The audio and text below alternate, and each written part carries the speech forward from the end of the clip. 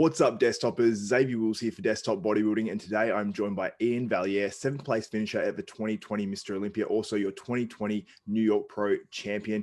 Iain Valliere, welcome back to Desktop Bodybuilding, mate. How you doing? Good, man. Thanks so much for having me. I appreciate it. Mate, it's a pleasure. Now, you're obviously days out from that Tampa Pro that you're competing in, that you've been leading up to since last year's Olympia, where you sort of came in and shocked a lot of people, because many people thought that you might fall behind Hunter at the Olympia after he beat you in Tampa in, what was convincing fashion, because it wasn't your best that we'd seen on stage just, at least that year. You improved comp to comp. Even at New York Pro, I thought you was better at the Olympia than that show. How do you feel about your 2020 season, firstly, and how do you feel about what you're bringing in 2021 to Tampa? Yeah, I mean, exactly. 2020 was, it started off, not on the greatest note, obviously, with that Tampa Pro, but, I think something Patrick and I do very well is we take, these little bits of intel and the things that we learn from each showing, and we use it, towards the next one to just continually be better, right? And that's all we can really do. So, we took what we learned in Tampa. We applied, what we could safely, without making too much risk and losing our chance at an Olympia qualification into New York Pro, where we were able to capture that win there. And then we perfected that look again, continuing into the Olympia, which you said ended up being a very, very good showing for me, and, kind of a momentum shift in my career. If, it kind of feels like, with that 7th place there. And, obviously when you show up, coming from a 14th place in 2018, to a 7th place in 2020, the expectations are now set a lot higher for myself, as well as I think the expectations from everybody on me as well. So heading into 2021, we know the bar is set high from that Olympia showing. And, we were very, very adamant that we were going to, not just bring the same physique, which was, good and will be competitive at any show, but we wanted to make sure that the progress and that the next showing that we brought to the stage was even one step up from that and continue that trajectory, right? So, we're very, very confident going into Tampa this week that this will be our weekend. And like you said, it wasn't a great showing for me last year against Hunter. And as you said, he deservedly won that show and was definitely the better man on that day. So this year it's just coming back here and showing, the people that watched that show last year live that were here in Tampa, and showing the judges that obviously that version of Iain was a fluke, and that the Olympia Iain is the real Iain, and there's still even more to improve on from there. So, we're looking to bring my best version ever and put that stamp on Tampa and walk out of here with an Olympia qualification, right? Yeah, absolutely. And it makes a lot of sense. And last year you copped a lot. I mean, I saw what happened online after that Tampa Pro. I saw you were copying a lot from, fans, quote unquote, fans, at least anyway, because a lot of people were the ones that just, basically waiting for someone to slip up and then they sort of go at them. How did you sort of handle that post Tampa and even post New York as well? Because some people were saying that maybe you didn't deserve to win New York, when I thought you did after I saw, closer up photos and all that sort of stuff. How did you sort of deal with that privately and also publicly as well?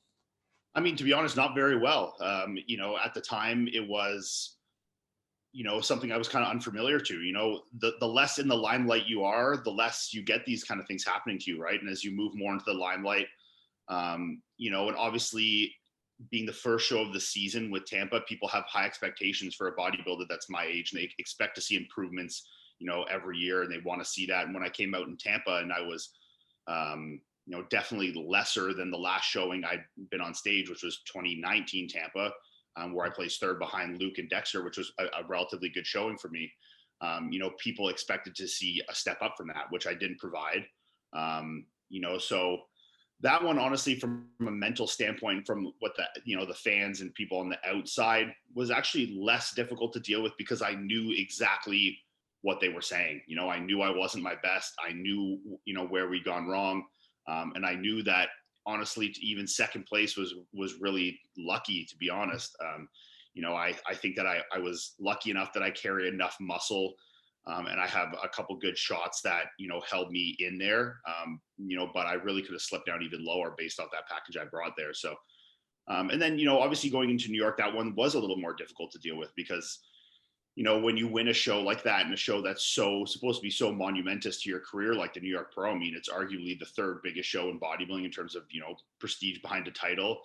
When it's your first really, really big win like that, all you want is it to be celebrated, right? You want people to, be as happy for you as you are with yourself. And, I know that's obviously not the reality now, and this has been a learning process for me.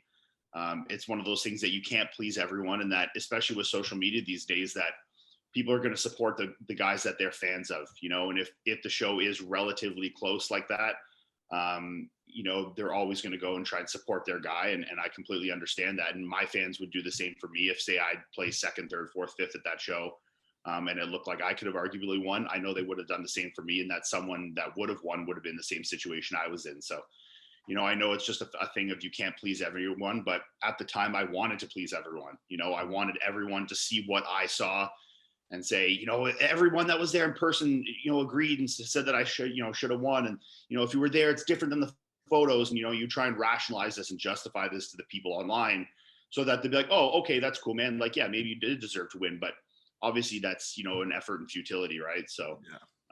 It's one of those things that you just need to understand. Like I said, you can't please everyone, that you need to take that mindset of that the judges got it right, that the judges were there. They were sitting in the best spot with the best light. I don't have any political pull of any sort. I don't have any fancy sponsors that, were helping me get pull. I didn't have any, friends on the judging panel. So at the end of the day, like, I have no reason to beat one guy versus another. And, I truly believe that in New York on that day, I was and I think why I really won New York was I was just the guy with the least flaws. I don't think I won every single shot. I think I kind of skated by being second or third in every shot, where you'd have some guys like Justin that were, better for me from the back, but then worse from me in the side. You might have guys that were better in the front, but then worse from the back. So, I think I was just that middle ground of being good enough at everything that I was able to capture that win there. But, obviously going into the Olympia, I want to really silence any doubt whatsoever. And I wanted to really shut that door on, the doubt I had in my own mind, as well as the doubt in the fans. And Patrick and I both also knew that we still had a lot more in store than that New York Pro. So we want to come in, to that Olympia guns blazing and put that all behind us and show people what we knew I was truly capable of. Right. Yeah, absolutely. And I thought you actually handled it pretty well last year, considering, like, obviously your first time going through that sort of, I suppose, scrutiny publicly, because, man, like, even I know, like, I got off stage at one contest that I won, and it was against like 13 guys. I was like super happy with myself. And someone said to me, yeah, I had you in second. And man, I was just like, I want to give my trophy back. I don't care anymore. I shouldn't have won. Like, you want everyone to agree and to see what they saw and what you saw. And you want everyone to feel that you deserved it. Right. And, it's a tough situation because, you're never going to make everyone happy. And I mean, even we know this, even watching the Olympia, and, top guys like, even Phil Heath wins 7 Olympias, or Jay Cutler. And that you even look back in history and they'll be like, oh, well, Victor Martinez should have won the 07 Olympia, or there's going to be this guy should have won this, or, there's always going to be people that prefer a different physique and thought that at that day, certain guys should have won. And, to try and please everyone is impossible. Right. So you need to but history remembers titles, and at the end of the day, these titles that I'm accruing, with the New York Pro and the Spain, my 7th place Olympia, and hopefully by next weekend, a Tampa Pro, to add to that resume, is what the things that I'll collect and I'll have at the end of my career that I'll cherish. Right. And that, I can have those titles and show my kids, and they can show their kids and say, Grandpa was an awesome bodybuilder, and these kind of things. And these are the things that live on in my bodybuilding legacy. And, whatever chatter is online will die long before that. Right. Yeah, for sure. And your kids and then your grandkids and everything one day are going to have a pretty cool story as well. Like, my grandfather was this, and then his, brother-in-law was this. And then, it's pretty awesome. In our family. Yeah. We got me, Melissa, and Chris, all top tier competitors. So it's a very cool dynamic here that it's weird that it almost feels normal, but I know when I look at it from a, outside in, it's far from normal. That absolutely. We have all three top 10 Olympians realistically all in the same household, so and even with Courtney, Courtney's a next, Miss Olympia, and still if she decided to get back on stage, could be, a top level bikini Olympian. Right. So, you have 2 Olympia champions and 2, people that have been in the Olympia multiple times with Melissa and I. So it's definitely an interesting dynamic that feels like my normal, but I know is far from. Right. Yeah, it's unbelievable, man. Have you been able to like conceptualize that you're 7th in the world right now? Like, because obviously going from being, you know, down the tail end of the Olympia lineup to being up in 7th, that's a huge jump. And then obviously you've got the, you know, as everyone says, the top tier right in front of you, and you're like pretty much fighting at the heels of that. I mean, obviously, like, you got guys like Nick Walker, that, you know, has come out just now and said, you know, he said he's going for the Olympia title this year, which is, you know, most people will sort of like bark back at that and say, like, you know, maybe he's going too far with that. Now, what's your mindset? You know, obviously going into this contest, you want to tick off Tampa first, but going into, just say you qualify at this show, going into the Olympia, what's your mindset? Is there a certain placing that you're going for? Is there a certain look you're going for? What's the sort of mindset of Iain Valliere going into the 2021 Olympia? Yeah, I mean, I think there's a few ways to look at this. I think, well, one, I'll address the Nick thing. I mean, I think for anyone that, you know, is going to scoff at Nick for saying that he wants to win the Olympia, I mean, Nick has the mindset and the heart of a champion, and that's the reason he's been able to accomplish what he's accomplished. And whether you agree with Nick's decision or, you know, mindset of saying that he thinks he's going to win the Olympia or these things, is irrelevant, because at the end of the day, Nick has that immense self-belief, and that immense self-belief is what drives Nick to train the way he trains and eat the way he trains, or eat the way he eats, and, you know, get on stage significantly improved every single time, you know. And whether he wins the Olympia or not this year is completely irrelevant to the fact that even if he comes 12th, that he'll come back next year with that exact same mindset of, I'm going to win the Olympia, and he'll keep trying as hard as he can.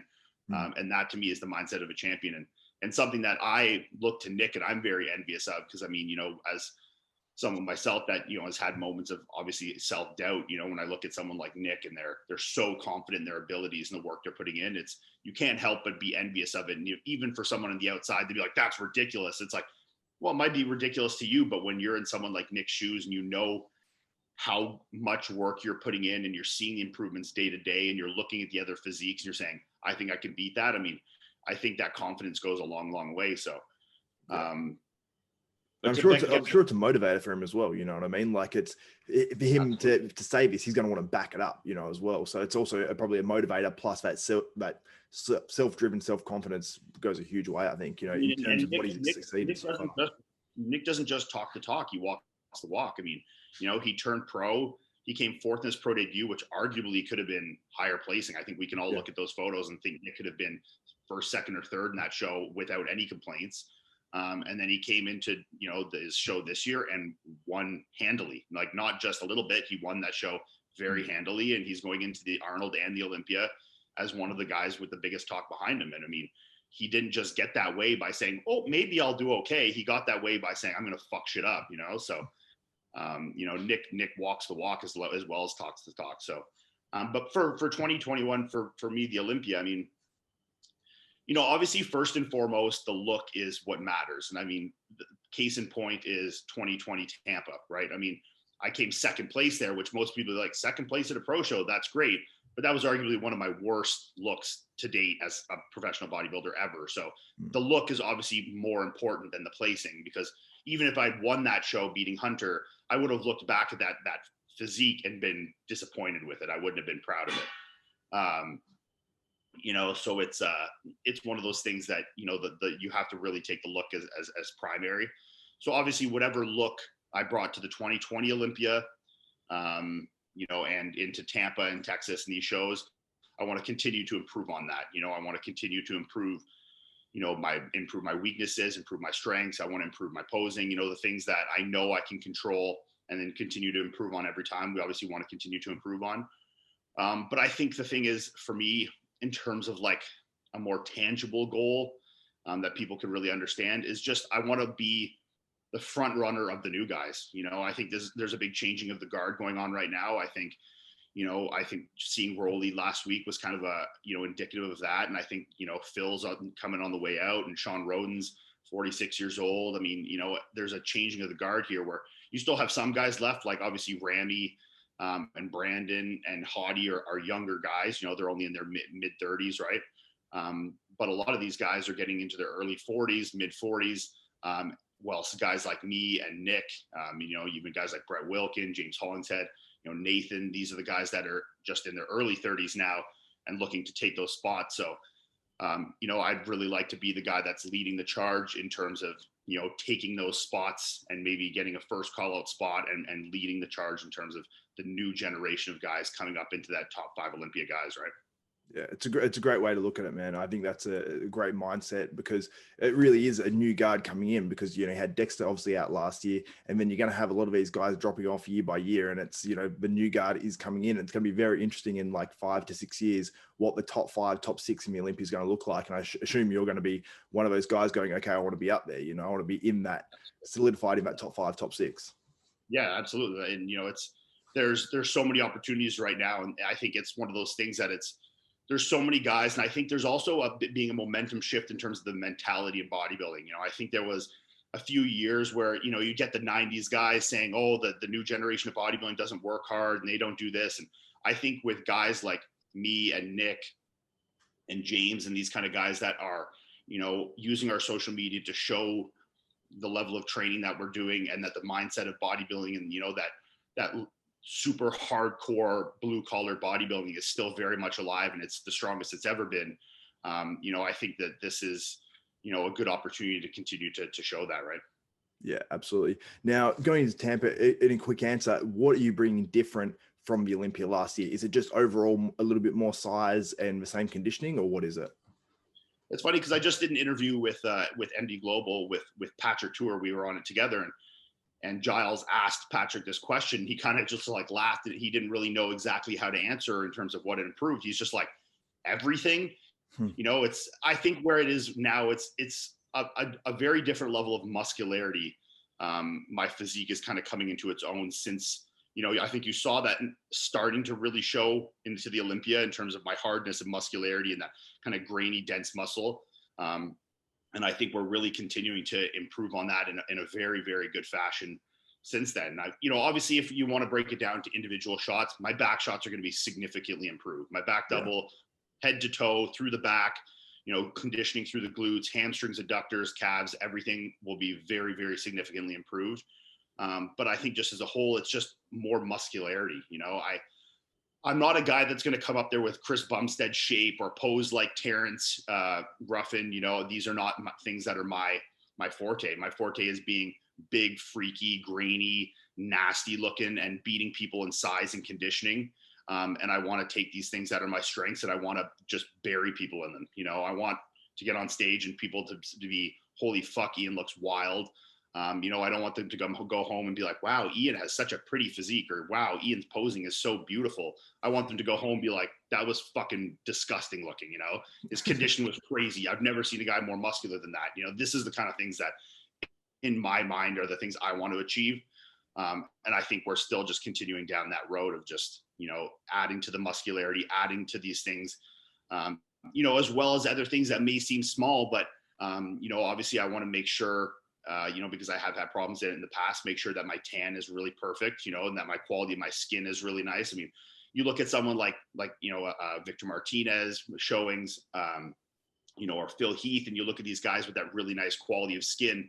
And it's the thing that definitely makes a big difference versus some other guys, so these are something that I've, really worked on, making sure that my skin quality is very good, and that'll show through in my poses as well. And, your canvas that you're displaying on these poses, if you have, really imperfected skin, can really take away from that. So I want to make sure that everything has a good, nice look to it, so I can show that really good level of conditioning the best way possible through that skin, right?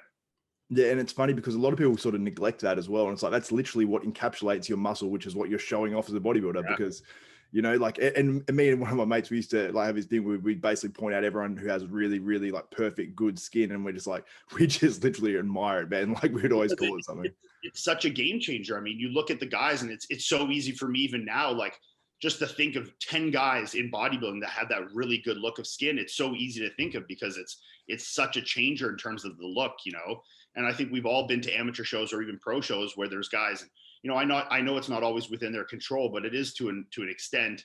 We've all been to shows and seen guys that have had, really bad skin, or the tan is not adhered well, blotchy, or they're having color issues, or they have a lot of, acne or these kind of things that, are taking away significantly from their look. Right. So I think, making sure that you can control those factors the best you can. And these are things that are, things that are going to be very, very big change in terms of look on stage. You might as well try to control those to the best of your ability, right?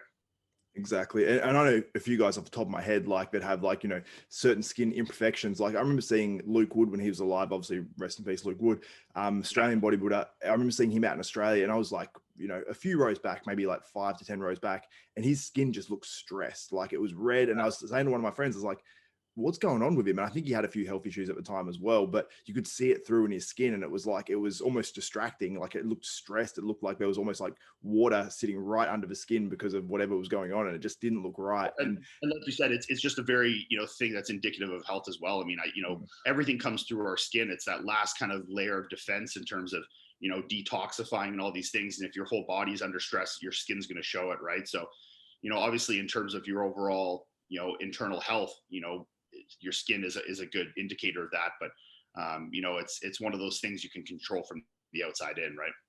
Absolutely. And I don't want to keep it too long, man, because I know you've obviously got this show coming up. You've got a lot of stuff to do and all that sort of stuff. But I'd love to get you back on for a longer form interview, maybe after Texas, because you're doing that Texas Pro, I believe, a week after Tampa as well, aren't you? 1 week after. So we'll do Tampa this Saturday. Then we'll fly out probably to Texas. I think we fly on Monday. Then we'll do Texas that next week. And that's no matter what happens in Tampa. So even if I win Tampa, we're going to Texas.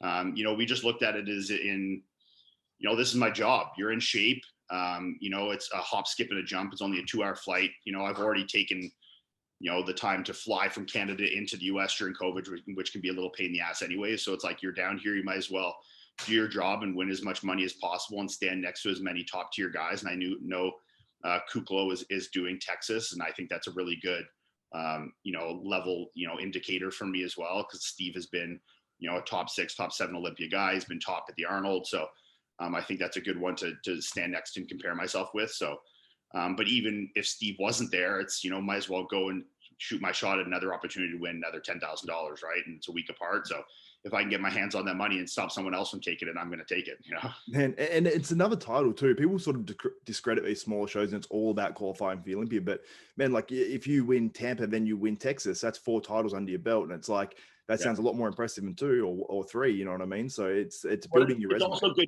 It's also good intel for us because as we plan to do the Arnold and the Olympia are 2 weeks apart, right? So if I can get, a trial run at doing shows like this in very close proximity, with Tampa and Texas, in a week apart is going to be more difficult than 2 weeks apart. So if we can get a good stranglehold on how to peak properly for a show that's in such good proximity, close proximity, this is just going to be good intel for us going into the Arnold, into the Olympia, on how to, make sure we can perfect that and improve that and maybe even be better for the Olympia heading into after the Arnold, so that we can make sure we're 120% for the show where it matters the most, right? Yeah. Do you think you can win the Arnold Classic? Just one last question before we wrap it up. Yes. Do I think I will win it this year? It's hard to say. I mean, I think maybe ask me that question after I do Tampa. I think my physique has really improved an entire level. And I think until I step on stage under those lights next to other bodybuilders, it's tough for me to say. I think when I look at my physique, I look at it and think it's capable of winning big shows like that right now? I truly actually do.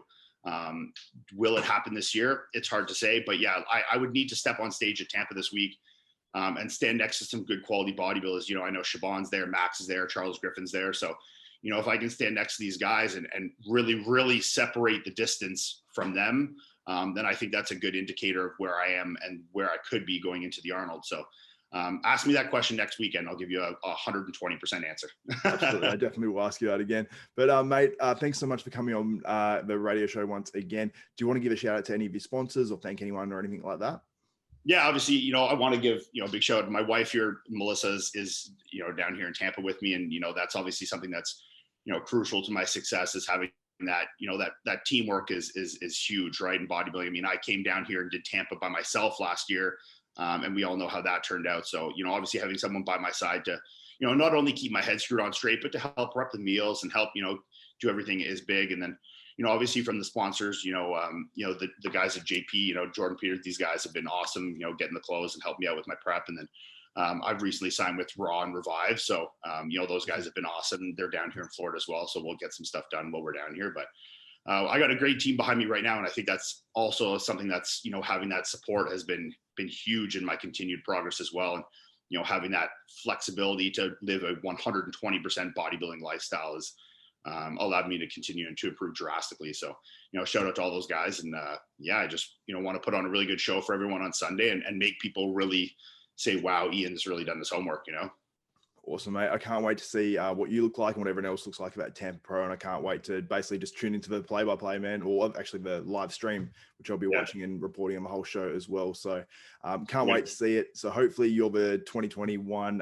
Tampa Pro champion. You get your redemption of that show this year. So everyone, make sure you subscribe to the channel, hit the notification bell button as well. I'll be covering the contest all weekend as well. And I might even have another interview or two as well. So that's it for me, Xavier Wills and Iain Valliere. We are out. Hope you enjoyed this interview, and if you did, you might be interested in desktop bodybuilding clips. This is my other channel. It basically takes all the best bits from these interviews and all my podcasts and puts them into shorter versions and clips on my other channel as well, and it helps me a huge amount if you can head over there, subscribe and hit the notification bell button, like all these videos and do all that sort of stuff. It really does help out with the algorithm and all that sort of stuff as well. And if you did enjoy this interview, please give this video a thumbs up, smash that like button, also subscribe and hit the notification bell button. That way you'll be notified of every video that comes up from myself, Xavier Wills at Desktop Bodybuilding. So for Xavier Wills, Desktop Bodybuilding, we are out.